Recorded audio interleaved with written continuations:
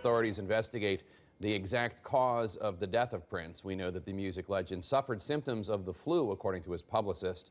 CNN chief medical correspondent Sanjay Gupta joins me now. Sanjay, what more do we know about his health, especially over the last few weeks? Well, as you mentioned, 2 weeks ago to the day, Jake, he did cancel these shows, heard because of the flu. But then a week later, so just 1 week ago now, he performed in those shows. They were here in Atlanta, and by all accounts, he was up and about and didn't look sick.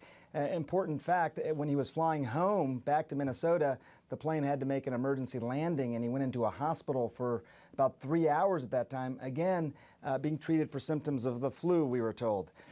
He was performing just this past Saturday. He was seen riding his bike on Sunday.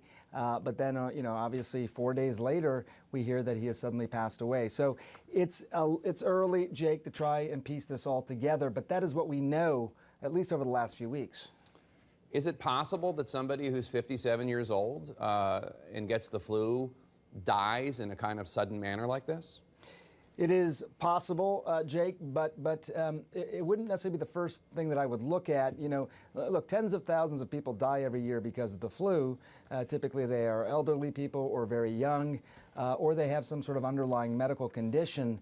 For example, if someone's immune system is weakened for some reason, that could make a flu, which is a viral infection, persist, and maybe even someone develop a bacterial infection on top of that. So again, we don't know, but you're right to sort of ask the question. It doesn't make complete sense. I think there's going to be more details. We do know this is going to be investigated by the medical authorities there in Minnesota. And also, Sanjay, you talk about how he performed in Atlanta and he seemed up and about and healthy, but somebody who is a professional performer, I mean, they get sick all the time, they travel, they probably have ways of dealing with the need to have some energy and the ability to perform while still also being sick. So it doesn't necessarily mean that he had recovered, I assume, especially because the plane was forced to land. Excellent point. Very good point. And let me even put a little bit more detail on that. Say someone is sick, they don't feel great, but they're still able to perform.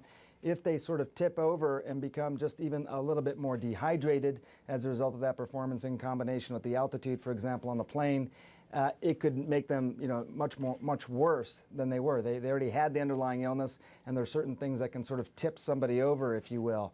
That's certainly a possibility. He was only in that hospital, Jake, for 3 hours after the emergency landing. So whatever happened there, they thought he was good enough to get back on a plane at that point and fly back home. So while there was concern, it didn't look like there was significant enough concern even to keep him in the hospital overnight. And that was just a week ago, Jake. Yeah, 57, so young. Dr. Sanjay Gupta, thank you so much.